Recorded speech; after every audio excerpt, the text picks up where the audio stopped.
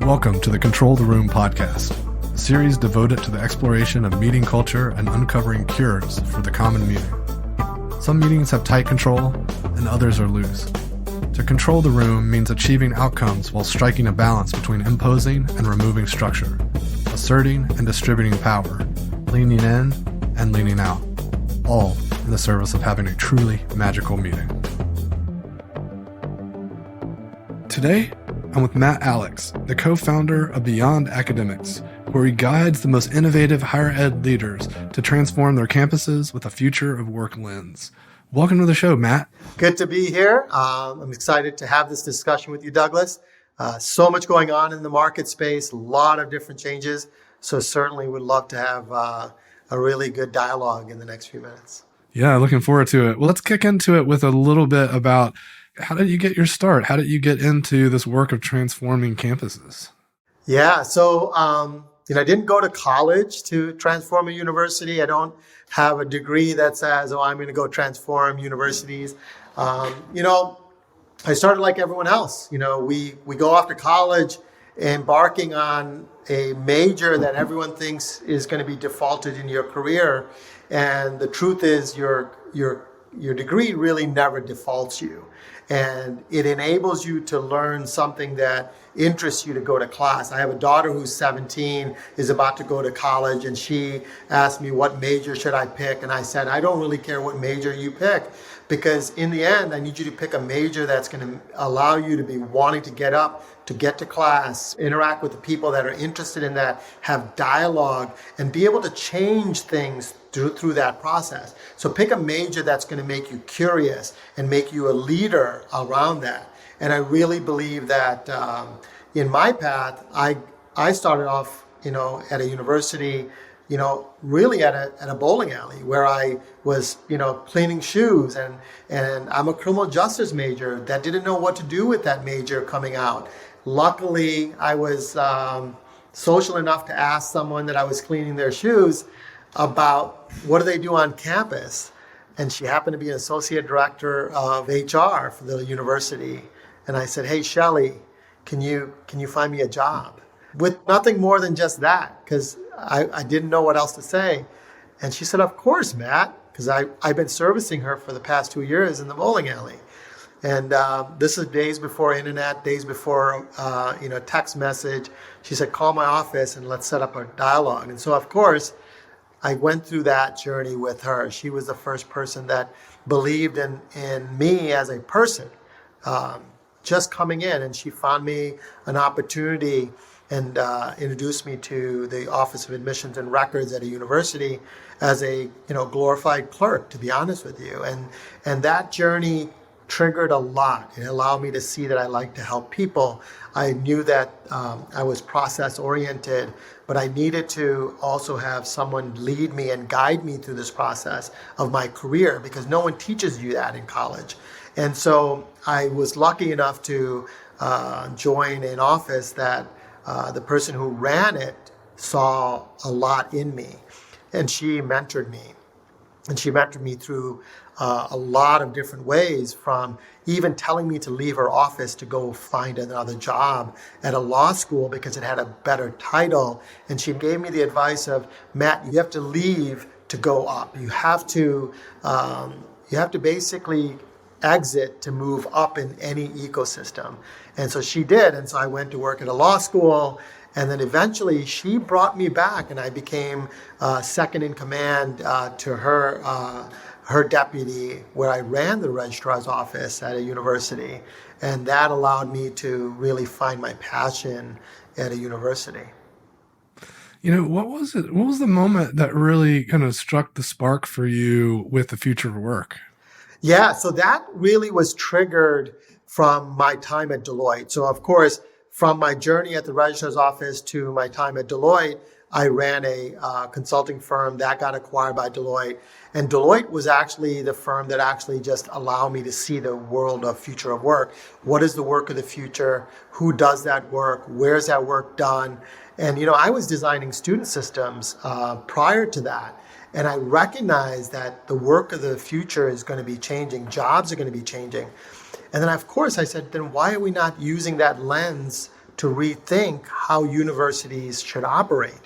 And also, why are we not using that lens to create the curriculum that allows for universities to shape the workforce of the future? So of course, I became really passionate at Deloitte, and then I left to really focus on future of work, future of learning, and smart campuses that enable the work of the future.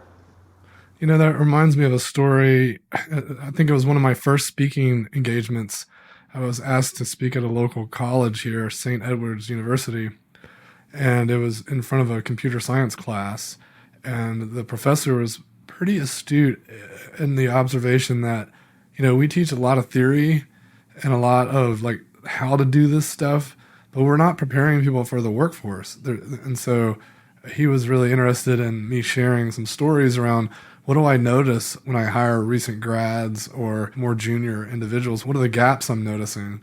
And so I came with that presentation. And, you know, I think it's really a noble pursuit for universities to think more about how to prepare people for the workforce versus learning subjects, right? Because, you know, there's a whole track of like academia where we're getting deep into the research and the academics. But how do we also juggle the fact that these people need to be prepared to enter into a whole new universe? Yeah, you know, I think the best way to even think about that is that jobs are changing. So when I was coming out of college, I was a criminal justice major. My default career was going to be in the juvenile system, go become a police officer. And yet, as a criminal justice major today, I design major back-end technologies for universities. I look at smart campuses all over the place. And so when we think about the job of the future, how do you prepare them? It's more than a major that that a university is preparing that student for.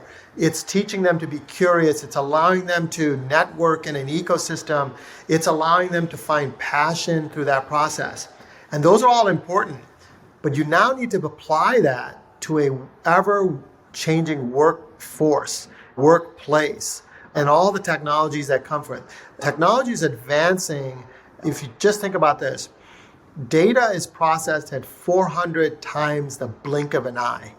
And if you just think about blink your eye and think about that data processes 400 times the past. All you got to do is pick up your cell phone and you recognize that your iPhone has took millions of information and within seconds has validated that you are. There's so much of that technology in space, in around our ecosystem. What it's doing, it's actually changing the way we work, the practices that we have done. So the old days would have been a paper process. In today's world, we're looking at innovative practices that are enabled by the technology. And the amazing thing about this, the job that my daughter is going to be coming and taking on in 4 years or 5 years when she's coming out of college, it doesn't exist because the technologies are going to advancing in so rapid manner.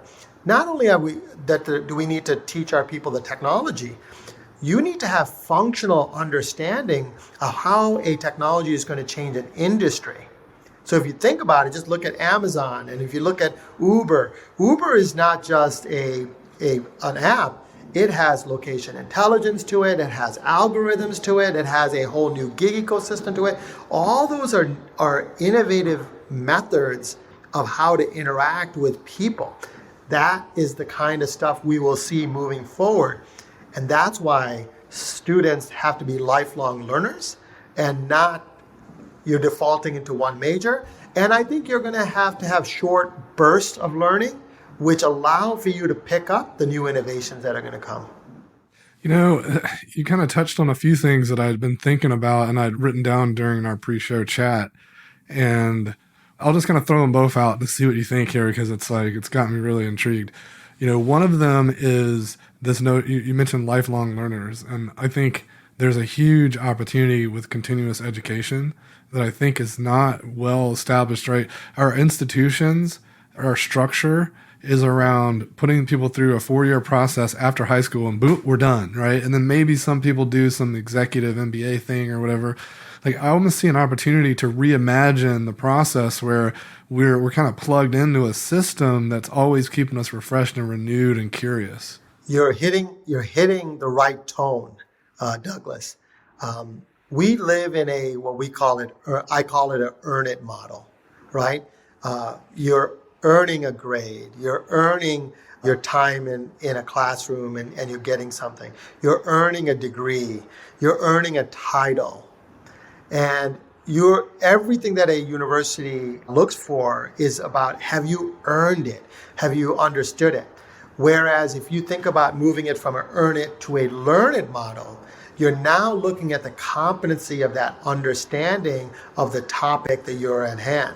Any business says, you know what, after 4 years, we're done with that customer. I'm going to go to the next set of customers. Higher ed is the only one that says, you know what, I'm going to focus on the 4-year customer, and then, you know what, I'll maybe get them back for a couple more years. They're actually missing out on an opportunity for a lifelong learning model, but they haven't been able to get past the amount of money that they make on that 4-year, right? And there's a whole cost issue that's happening here because they're all focused on the earn it model. So everything that they do is to manage the earning of that degree, as opposed to pulling away all the things that are managing that and moving it to a learn it. So the focus becomes the student and the content that he needs, as opposed to, is it an A? This is financial aid. Is it, all those things are going to come into play. So I think as we move forward, and if schools, and you're seeing the mega schools starting to do it, you're going to start seeing community colleges starting to do it. You'll start seeing mid-market schools going to start to do it. And the reason the mid-market schools need to do it, because if they don't do it, they're going to be out of business, because the big schools can live on the brand recognition of the 4-year program, right? The cruise ship that everyone wants to get on for 4 years, that's great. But that's going to be the journey of a Ivy, a big state school, and anyone that has that ecosystem, you're going to have that. But the mid-markets have to become nimble. They got to become the Amazons of our ecosystem that turns to a lifelong learning model that allows for myself to go back and re-engage, even for a 1-week course, a 6-week course, a 7-month course. Google's coming out with certificates to compete. Well, universities have the opportunity to create micro-credentials, unbundle their education, and then drive them to a different ecosystem in terms of a lifelong learning model that is aligned to industry. Because right now, most university curriculum is stale. And what I mean by stale, it's the same curriculum that was approved by their accreditors 5-10 years ago. And yet, we don't even navigate. Our cars are driving by themselves. And yet, we're on a 5 to 10 year ecosystem in what we're teaching. And that's the thing that I really think there's an opportunity for the mid-market, the HBCUs, anyone that is in the crosshairs of the pandemic should be thinking about a lifelong learning model and with a future of work lens. I also think about your point around the majors a moment ago, and I want to combine that with your point around the unbundling, because I think the majors themselves are a bundling that is not serving us anymore. And if you really look at it, the thing is they're kind of artificial boundaries, right, that are constraining the way that we think about learning and the way we think about our identities. I had a lady on my podcast that studies hybrid identities, and her book's called More Than My Job Title. And the fact that, it's almost like a personal branding type thing, but I think it goes deeper than that because it's like what I know and what I do and how I think about myself. I want to hear your thoughts on, to me, there's kind of some fundamental skills and principles that we learn at higher education, like how to do really good research, how to, especially when there's capstone projects, we're learning how to collaborate and how to work on things and get things done, and also how to master complex topics. If you think about those fundamental skills that we could be teaching outside of some major, and then also maybe wrapping in a little complexity theory around teaching people how to do things like sense making. Like, I'm kind of vague there. I'm talking about a lot of stuff, but I think if you look at that whole corpus of everything I just mentioned, I think there's a ton of opportunity to shift how we teach and how we prepare leaders and workers of the future. And if you think about my comment to my daughter about a major doesn't matter, that should be a message to most universities to say, hey, is our majors even is that what we're defaulting our student body to? If they are defaulting, a career to a major, you're actually hindering the ability for that person to really grow and adapt to everything that you have to offer. My daughter is about to go to a college, and her one of the choices is that one college is giving her the ability to create her major. And I helped her design that major around future of work because I said, you need to understand entrepreneurship, you need to understand management, and you need to understand the financing elements of it because there's an element of how you will interact with it. So what I said to her is that instead of picking a major and getting defaulted to it, unbundle the things that you need for a college to give you so that when you get into the workforce, whether you go into a consulting or whether you go work for a government or whether you come and work for a startup, that your skills as entrepreneurs, as the ability to manage, all these, look at the things that I'm asking her to go think about gaining from a college. And if she went and just picked a sociology major, or she went and picked a criminal justice major like myself, or picked a econ major, like just think about all the majors people have. Philosophy, econ, those are so stale in the way that we actually have to create the person that is in our workforce. But why do we do that? Why do we title it that way?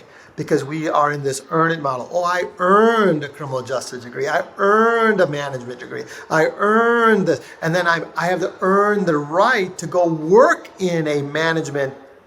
And the reality of it is there's many people who are philosophy majors and music majors that are really good managers. They can interpret things way differently, even as a music major. Like it's those kind of topics of unbundling and reframing it. But we live with an old guard, right? We have accreditors that haven't stopped and said, okay, schools, we got to think about the future of work and the workforce. They haven't done that yet. We have government that just gives money because they need someone to accomplish a degree. So everyone follows a 4-year degree, which is really expensive. And then, of course, at a university and academic setting, I'm a PhD person that has a major, that has research on this topic, and I need a major to do that. All of that is a systematic issue as opposed to stopping and saying, what are we building here? What's the product that we're building here? What's the culture we're building here? Let's build the culture of this university to support the growth of this individual. And not only are we going to have them here for 4 years, maybe we have them for less than 4 years, but we're going to have them here as a lifelong learner to continue to learn the culture of whatever is happening in the ecosystem, which we call the workforce. So I want to come back to your point around the rate of growth. So, as we're thinking about automation and, just sheer advances in technology that we're having, AI being able to do tons of things for us that we wouldn't have to do before.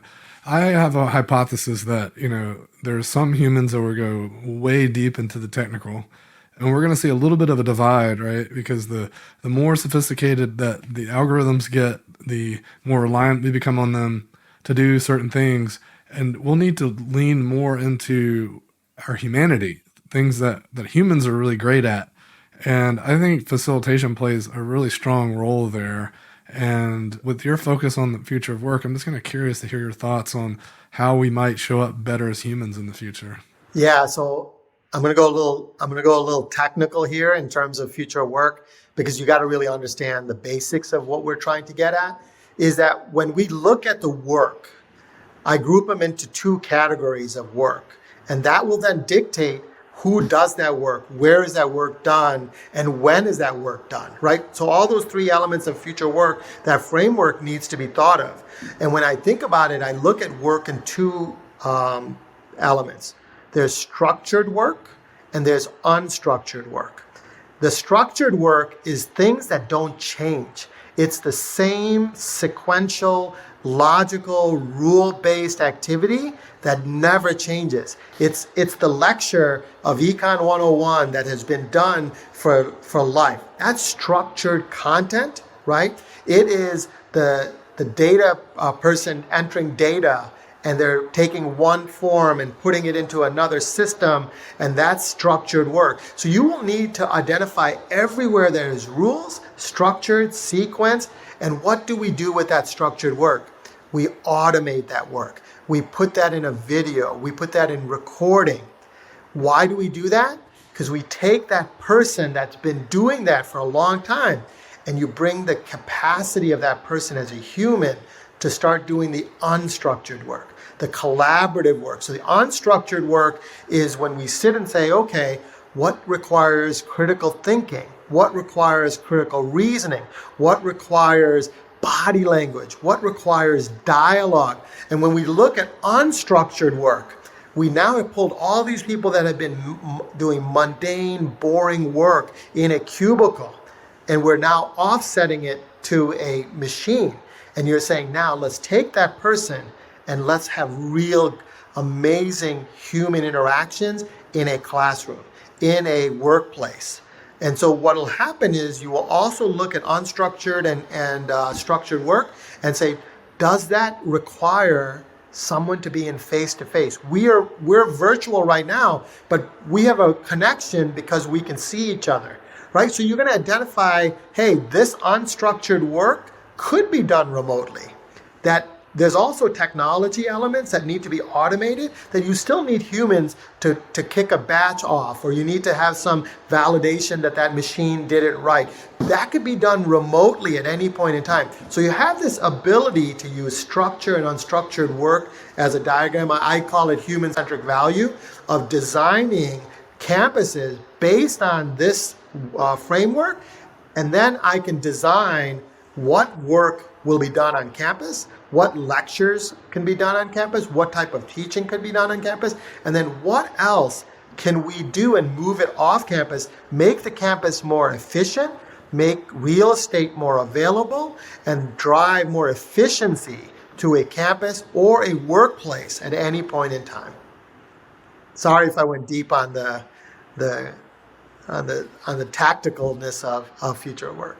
No, I like that notion of the structured versus the unstructured and how we can easily look at ways to automate the structured.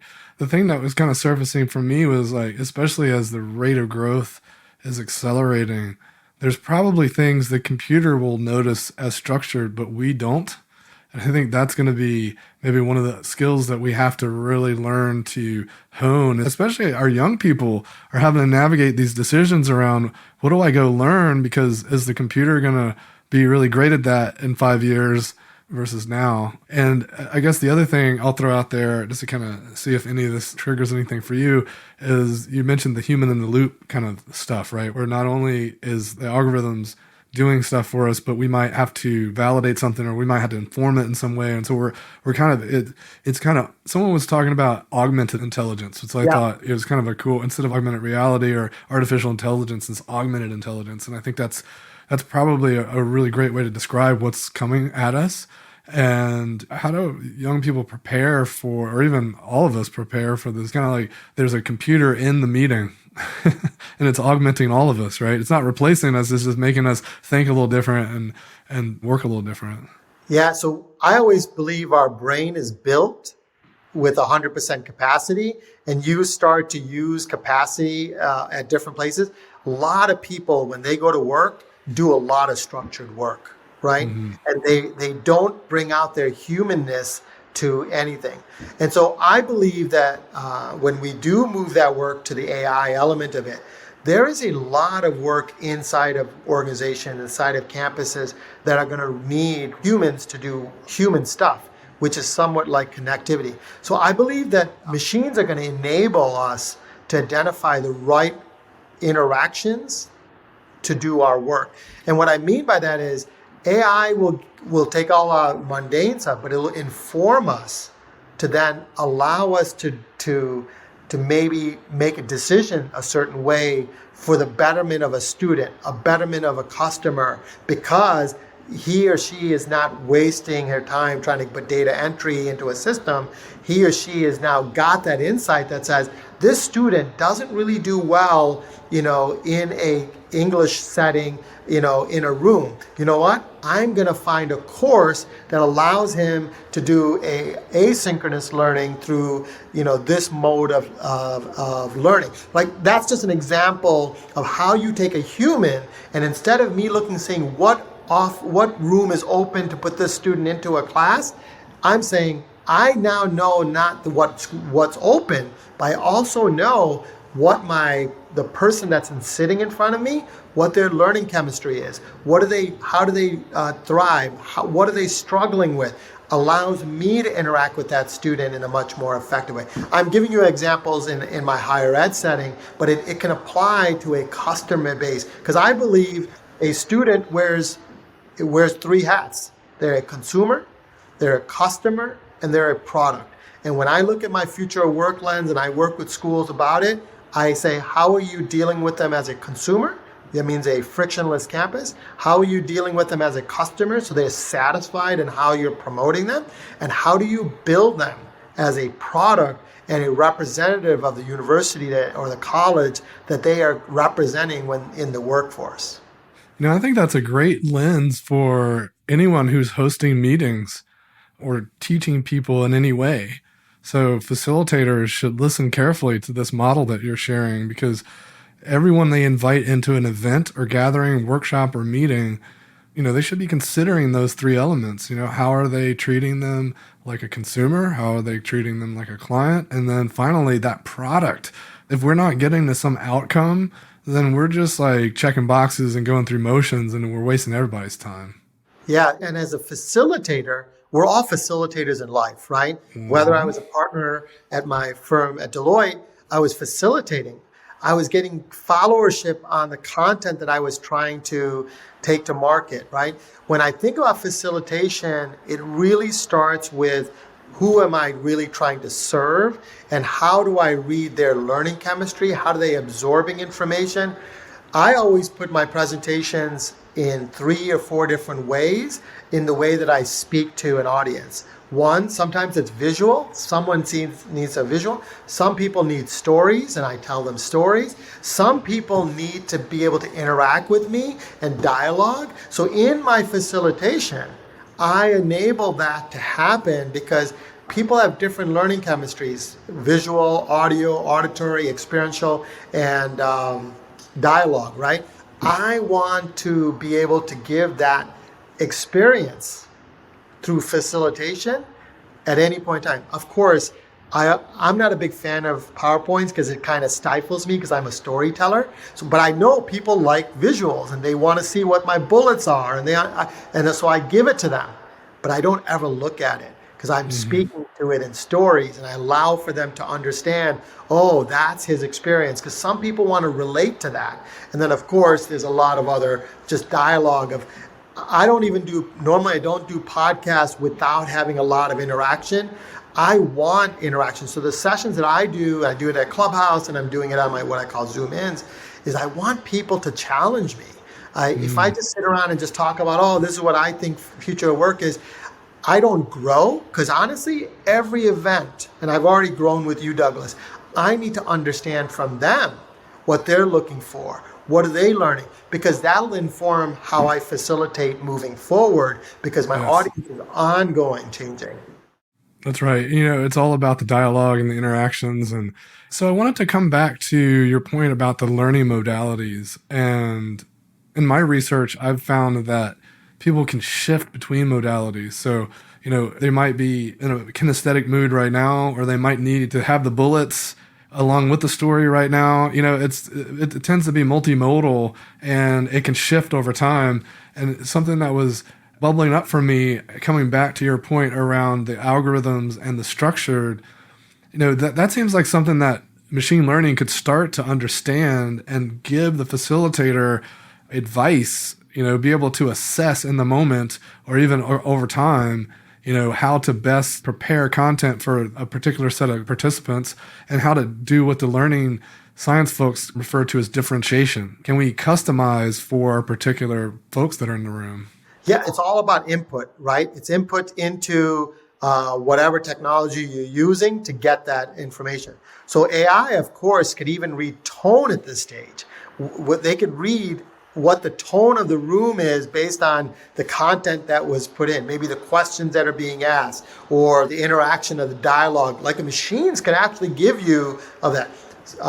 Universities could have tone read on an essay saying, hey, these 5 things lend exactly to what the university wants. So AI can be used in so many different ways, and being informed is as important a step. But a lot of it is, how do you start to engage even before your facilitation on the people that's coming into your audience, into your room, and how do you then prepare that? But then also be ready to change, because people will change. Even though they may think certain ways, they may have heard some other dialogue that shifts them on the fly, and you have to be able to address that during that process also.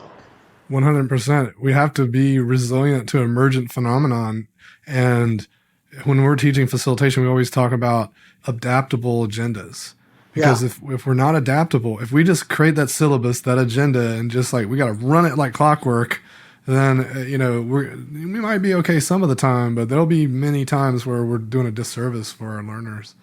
So, and a lot of it is you're now reversing how you engage as a facilitator. So instead of me being the facilitator, the panel, the expert on stage, you are the facilitator that allows for the room to become the energy of the value of the discussion, right? I'm a big believer of how do you bring value from the room or the audience, and that's through facilitation, understanding what the challenges are. You're on Clubhouse like me. I use the audience all the time. So there's times I open up a room on a certain topic. It will change because the audience is having a different discussion, and the value of that room wasn't because of the title that I created and the initial topic that I introduced. It became a room that has 1,000 people in it because of the dialogue within that room and the topics that are being covered. So who's the power there? It's the people in that audience that are making the room that powerful energy that allows for us to facilitate the content that comes from that. Yeah, it's like an emergent natural phenomenon, right? Like an algae bloom, right? And if you try to stifle it, control it, or lead it too much, the reaction will never happen, right? It has to flow naturally. And I always think of facilitation as gardening, right? We don't make that plant grow. We just nurture it. We just, we remove the weeds. Like in your room, if someone came in and was being really disruptive or condescending to people, that would stifle the energy. And so you'd weed those out. You would shut them down. But if someone's changing the topic slightly, but they're passionate and it's on track, you're letting it happen, right? Yeah. And like I said to you, it isn't about us anymore. It's about them. I always have a hashtag, your voice matters. I put that on every time I do a clubhouse or I do a session when I'm facilitating something, hashtag your voice matters, because I don't think it's my voice that is really driving the discussion. It's the voice that's in my discussion that matters. Absolutely. It comes back to your 3-part framework around thinking about participants as clients as well. And so, we would never not listen to our client and their voice, right? It's like, that's part and parcel to how it works. I wanted to come back to a point you made a second ago about it not being about the event itself. It starts before that. And it starts once they first even learn about this thing. And how are we nurturing them in those moments as well? So to your point, like making sure they understand that their voice matters and that this is going to be participatory, it's going to be different, and we're encouraging them to show up in a new way. Yeah, so I ran a session where I had about 100 people coming into my session. For 50 of them, I engaged with them every day, 5 days before the event. And the 50 of them, I didn't engage at all. And the reason I wanted to do it is I wanted to see the difference between the people that engaged immediately and the people that took a little bit of time to engage. And then also, I also wanted to see which of those 100 attended. And so in the ones that I didn't engage in the 50, I had a no-show much higher than I think I had 2 that didn't show up in the 50 that I was communicating for. And when I explained to them that not everyone in this room had that same engagement. And so you could hear the room be like, yeah, we didn't get that. We didn't get that preview. We didn't get this.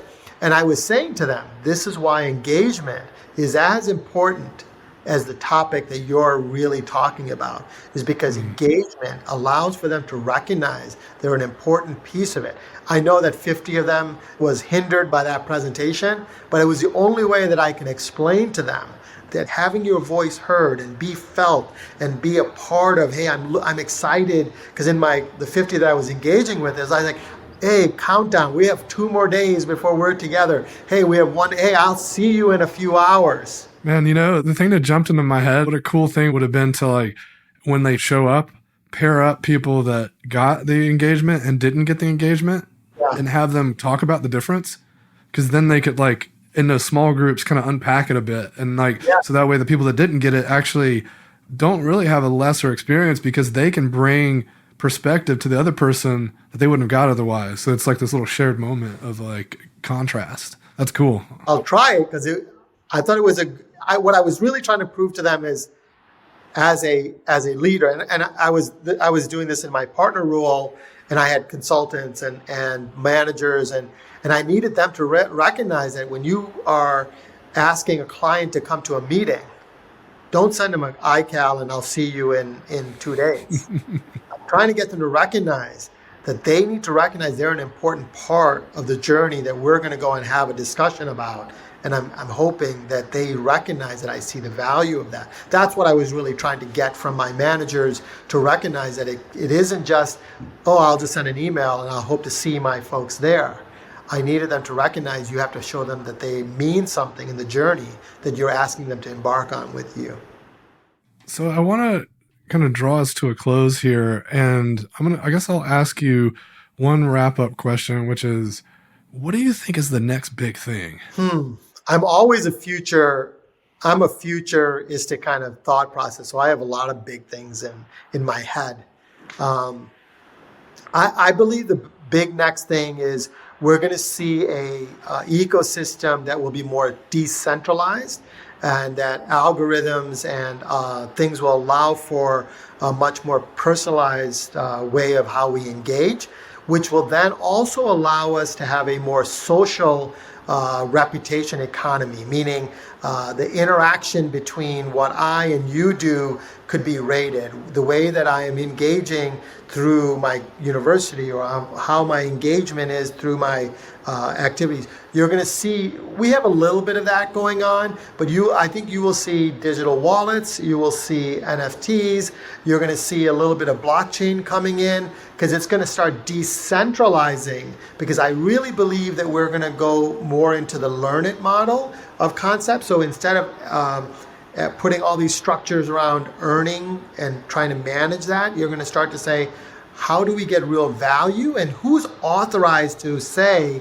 hey, Doug is a good person that facilitates well, or Matt is a good person that can lead this well. That doesn't come from me putting it on a resume or on a LinkedIn. It comes from others being able to say, Matt is capable of doing what you need. And I think you're going to see that through digital wallets, a little bit through blockchain. I would say it's not as far off, but it's a concept of it. I think blockchain is scary for some and very unknown to others. But I think as people understand, blockchain is like the internet. We can't define what the internet was going to do, but now when we use the internet, it's the underlying backbone of how we engage. And I believe blockchain will do the same thing as we move forward. I've been following blockchain for a while now, and something I found recently, or that just clicked for me recently, was this notion of quadratic value. And this kind of comes from the Ethereum folks, but this notion that planting a tree downtown or in the local park has value for society. but who's going to reward someone for going and planting that tree, right? And the blockchain, and to your point, these decentralized ways of working and coming together could potentially create societal rewards as quadratic value for people to do things that benefit society that normally would not have economic benefit.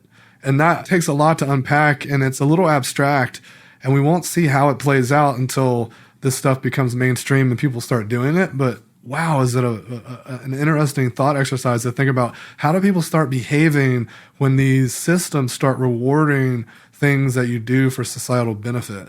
So the way that I always explain the impact of what blockchain will have in the future, I just go back to the year 2000 when everyone thought an internet page, a web page on HTML was the internet, right? Everyone thought that internet was email, right? And you know what? In those days, that's all that our computer could do with that speed. Like think about the time where it loaded. I mean, you're much younger than me, but it would take forever for one web page to load. It loads up in seconds now, right? It's because over 20 years, advances, microchips, all these things have happened. We have location intelligence. We have Wi-Fi. All these didn't exist when we were doing in the year 2000. We were doing internet, right? When it started to really come into play. That's where we are right now in blockchain. So when we hear Bitcoin and we hear ledgers on a transcript on a ledger, that's HTML pages. That's the email of what we're doing. You will start to see use cases start to be applied when blockchain gets adopted in a way that allows for the decentralization of activities to happen with what you're calling this quadratic value. It really is about the interaction between us. Right now, there's a lot of people who own the rankings of things. And sometimes they're incentivized by the systematic rank.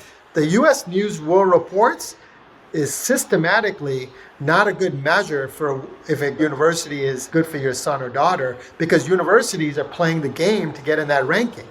Yeah. When you are in a blockchain ecosystem where people who went through a university, you know what they're making now, you know what they're providing to society, you're getting feedback on that person. You don't need to look at a U.S. News World Report. You will start looking at a blockchain ledger of a portfolio, a person that says, wow, that person that went to University X, which isn't an Ivy, is producing pretty amazing, and his ability to make impact is different. I'm just giving you an example from my world a little bit, but I think it is the power of the customer being decentralized and then being able to see what impact are the corporations or things that we're having on them, and how is that influencing the trajectory of that person. Love it. It's going to be an amazing world that we're headed toward. Well, I think we're going to have to wrap there. I just want to give you a moment to leave our listeners with a final thought. It's interesting. I have a lot of thoughts, and so giving you one is always a little tough. You know, I always say this is an opportunity that we have in front of us to really transform what you're really passionate about. You have to look at what you're passionate about. What is the future of what you're passionate about? How do you start thinking about enabling yourself to understand what are the future activities of that passion? What are the future opportunities of that job or that ecosystem? What industries are you really into? Also, you have the opportunity to really step out of the traditional norms of what you're always been boxed in. You might have had a major, you might be in a career trajectory that hasn't gone anywhere. The opportunity that's in front of us now allow for you to step out even a little bit to understand what those are in front of you. And if you're able to take that opportunity, is going to be the first step in really finding the passions beyond what you've always been doing. That'd be my one key thing takeaway. Awesome. Well, it's been a pleasure chatting with you today, Matt. Thanks for joining the show. Thanks for having me. It's a good time, Doug. Thank you. Thanks for joining me for another episode of Control the Room. Don't forget to subscribe to receive updates when new episodes are released. And if you want more, head over to our blog where I post weekly articles and resources about working better together. voltagecontrol.com.